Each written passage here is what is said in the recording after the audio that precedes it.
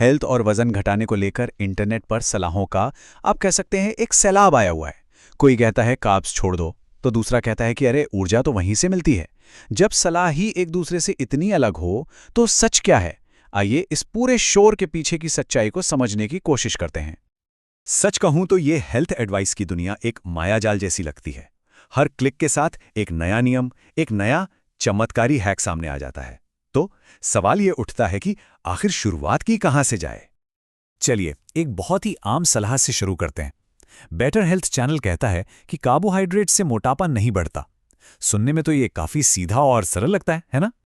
और फिर तुरंत एक और सलाह आ जाती है। हेल्थ लाइन के मुताबिक हर खाने में प्रोटीन जरूर होना चाहिए।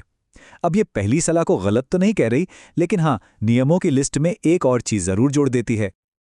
और ये रहा तीसरा नियम, खाना छोड़ने से वजन कम नहीं होता। तो अब इतने सारे ये करो और वो मत करो के बीच किसी का भी कंफ्यूज हो जाना बड़ा ही स्वाभाविक है। तो सवाल फिर वहीं आ जाता है, शुरू करें तो करें कहां से? जब हर तरफ से इतनी अलग अलग जानकारी मिल रही हो तो पहला कदम उठाना ही सबसे मुश्किल लगने लगता है। पर असल में इस पूरे कन्फ्यूजन के पीछे एक पैटर्न छिपा है। ज्यादातर लोगों की हेल्थ जर्नी कैसे से शुरू होती है, मतलब ऐसी ठोस सलाह जिसे फौरन अपनाया जा सके, जैसे कोई खास वर्कआउट रूटीन या फिर डाइट से जुड़े कुछ नुस्खे। ये देखिए, ये एक बिगिनर वर्कआउट का बड़ा पॉपुलर उदाहरण है। स्टेप्स बिल्कुल साफ हैं, इंस्ट्रक्शन एकदम सीधे। ये हेल्थ एडवाइस का सबसे आम रूप है, बस देखो और करना शुरू कर दो। वर्कआउट के अलावा डाइट हैक की तो जैसे बाढ़ ही आ गई है। हेल्थ लाइन की ये लिस्ट उन चीजों को दिखाती है जिनसे मेटाबॉलिज्म तेज हो सकता है। ये भी उसी कैसे करें वाली सलाह का एक बेहतरीन उदाहरण है, जहां छोटे छोटे बदलावों से बड़े नतीजों का वादा किया जाता है। लेकिन सिर्फ ये जानना कि कैसे करना है काफी नहीं होता। अगला कदम है क्या, यानी कि ये समझना कि कौन सी जानकारी सच है और कौन सी सिर्फ एक सुनी सुनाई बात या मिथक। सुपर फूड जैसे शब्दों को सुन के गुमराह होना बहुत आसान है, सुनने में बड़ा असरदार लगता है ना? लेकिन जैसा कि बेटर हेल्थ चैनल हमें बता रहा है, इसकी कोई स्टैंडर्ड साइंटिफिक परिभाषा है ही नहीं। ये बात हमें याद दिलाती है कि हर दावे पर सवाल उठाना कितना जरूरी है। और हाँ, ये जानना भी बेहद जरूरी है कि सलाह आ कहां से रही है। देखिए, डाइटिशियन एक प्रोटेक्टेड मेडिकल टाइटल है, जिसके लिए बहुत कड़ी ट्रेनिंग और पढ़ाई की जरूरत होती है। वहीं दूसरी तरफ न्यूट्रिशनिस्ट का टाइटल कोई भी इस्तेमाल कर सकता है। ये छोटा सा फर्क भरोसेमंद सलाह को पहचानने में बहुत बड़ी मदद करता है। और इसी बात से हम सलाह के अगले लेवल पर पहुंचते हैं। कौन? यानी वो लोग और वो प्लेटफॉर्म जो ये जानकारी हम सब तक पहुंचा रहे हैं। जरा इस आंकड़े पर गौर कीजिए। 2029 तक करीब 3.25 अरब लोग डिजिटल हेल्थ सर्विसेज का इस्तेमाल कर रहे होंगे।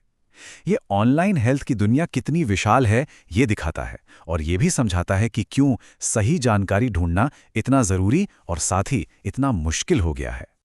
इस बड़ी सी ऑनलाइन दुनिया में कंटेंट क्रिएटर्स लोगों से जुड़ने के लिए खास तरीके अपनाते हैं। वो एक टॉपिक चुनते हैं, ऐसा कंटेंट बनाते हैं जिससे लोग जुड़ाव महसूस कर सकें, और इंग्लिश जैसी भाषा का इस्तेमाल करके एक कम्युनिटी बनाते हैं जिससे एक भरोसा कायम होता है।